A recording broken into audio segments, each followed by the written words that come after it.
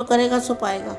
और कोई कितना अपने आप को परिवर्तन करता है ये भी अपने ऊपर है। इसलिए बोला हुआ है ना गीता में भी कि आत्मा अपना दुश्मन भी खुद है और अपना मित्र भी खुद है। अगर हम किसी देहधारी से मोह रखते हैं, ज़्यादा मोह रखते हैं, उसको याद करते रहते हैं, तो वो भी हमें आगे बढ़ने नहीं देता। तो मोह नष्ट होने से ही बेहद का आत्मज्ञान जागृत होता है और आत्मा अपने बेहद के रचेता यानी कि बेहद के बाप को पहचान सकती है।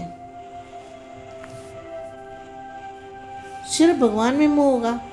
अगर आत्मा में मोह है, आत्माओं के अंदर मोह है, तो भगवान को प्राप्ति नहीं हो सकती। एक चीज़ मिलती है, जहाँ तो देव और देह के संबंधी और जहाँ तो परमात्मा। एक चीज़ मिल सकती है।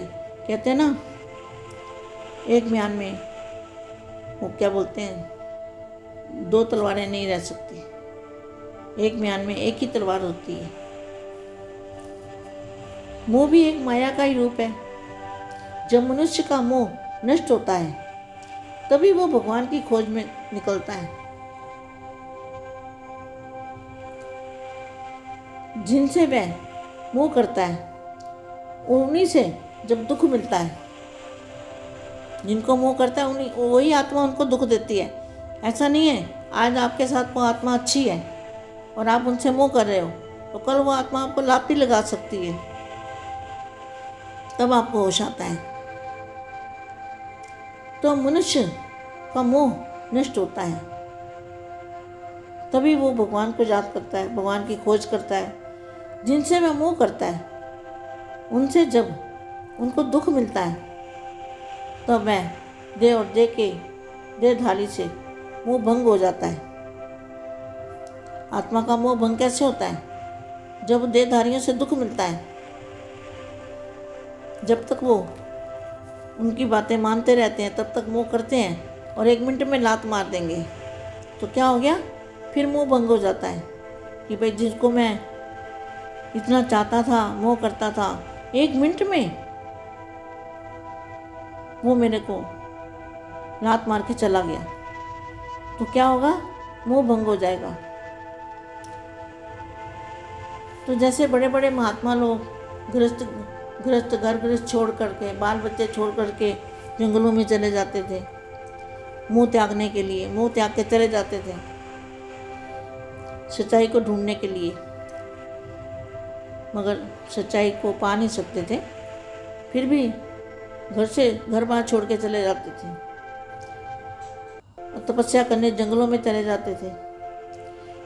जब कोई माया का धक्का लगता है, जब माया का धक्का लगता है ना, तभी मोह नष्ट हो जाता है और आत्मा होश में आ जाती है। वो जो माया की बेहोशी थी ना, माया विनाशी माया विनाश होने वाली, देहधारी और देह के संबंध सब विनाशकारी है। चाहे देह हो चाहे देह के संबंधी हो, सब विनाश होने वाली आत्माएं। अब बेहद की आत्माएं तो परिवर्तन होगी, मुक्ति में जाएंगी, जीवन मुक्ति में जाएंगी।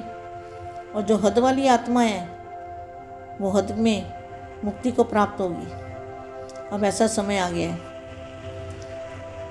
तो मैं जिनको मोह कर रहा था वो तो मेरे नहीं थे और कोई भी भगवान के सिवाय मेरा है ही नहीं।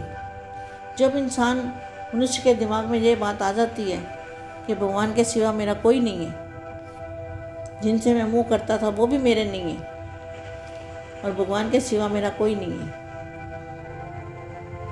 और मेरे लिए कोई मरने को तैयार ही नहीं है, तो तभी विरागी बन जाता है, विराग आ जाता है, इस दुनिया से विराग आ जाता है। झूठी माया, झूठी काया, झूठा सब संसार, तो वो प्रभु की खोज में निकल पड़ता है। तो करेगा सो पाएगा। और कोई कितना अपने आप को परिवर्तन करता है ये भी अपने ऊपर है।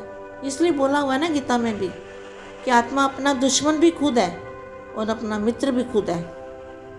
अगर हम किसी देहधारी से मोह रखते हैं, ज़्यादा मोह रखते हैं, उसको याद करते रहते हैं, तो वो भी हमें आगे बढ़ने नहीं देता।